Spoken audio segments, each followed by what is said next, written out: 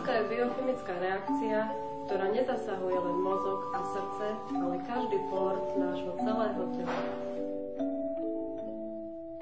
Láska je falošný hráč, prihráva vňupom tie najlepšie ženy. Láska je filozoficko, psychologicky, de facto nelogický proces, bazírujúci na eroticko-exotickom materializme, dotovaný optickým klamom,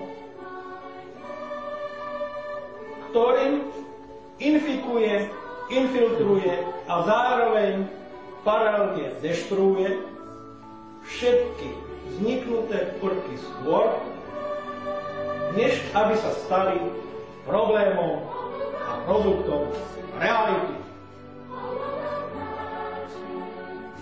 Láska je strašne bohatá, láska tá všetko slúbi, no ten, čo ľúbil, sklamal sa a ten, čo sklamal, ľúbi.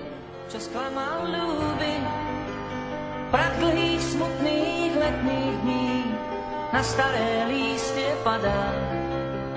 Poznala príliš neskoro, ako ho mala rada.